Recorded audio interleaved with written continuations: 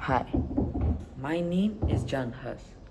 I'm known to many people as John Huss and John Huss. I was born in Husinec, Bohemia in the year of 1369. I was born into a very poor family, and to escape poverty, at the age of 10, I was sent to monastery.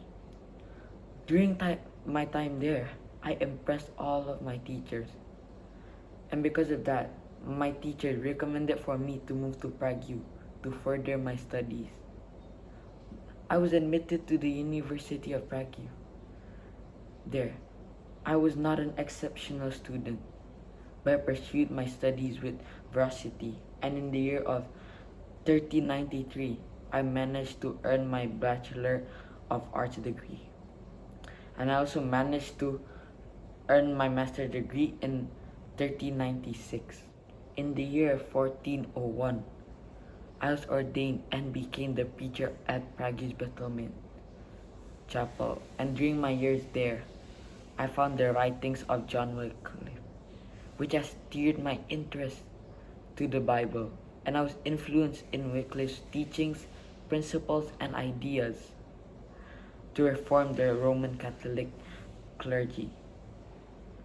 During my time as a preacher at Prague's Betelman Chapel, I became increasingly absorbed in public preaching, and I eventually managed to emerge as a popular leader of the movement like Wycliffe, and I spoke against indulgence.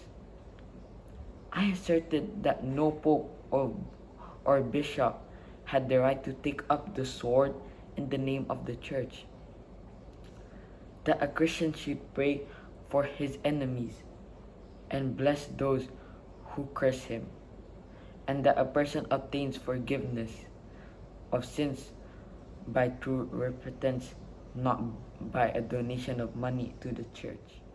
My followers considered the church a fraudulent mob of adulterers and simonists, people who bought their positions. In 1415, I was summoned to the Council of Constance to defend my teachings and belief. I was a victim of one of the dirtiest tricks ever played on a Christian. I was promised to be a safe conduct by the Emperor Sigismund, but I was arrested. Soon after my arrival, the council condemned the teachings of Wycliffe, and I was condemned for supporting those teachings. In 1451, I was summoned to the Council of Constance to defend my teachings and belief. I was the victim of one of the dirtiest tricks played on a Christian. I was promised a safe conduct by the Emperor Sigismund, but I was arrested soon after my arrival. The council condemned the teachings of Wycliffe, and I was condemned for supporting those teachings. During my long imprisonment, I got sick and physically wasted due to many illness and the lack of sleep. I protested my innocence and refused to renounce my alleged error. I was formally condemned and was handed over to secular authorities to be burned at the stake on July 6, 1415. On the way to the place of execution, I passed a churchyard, and I saw all my books burned in a bonfire. I laughed and told the bystanders not to believe the lies that had circulated about me.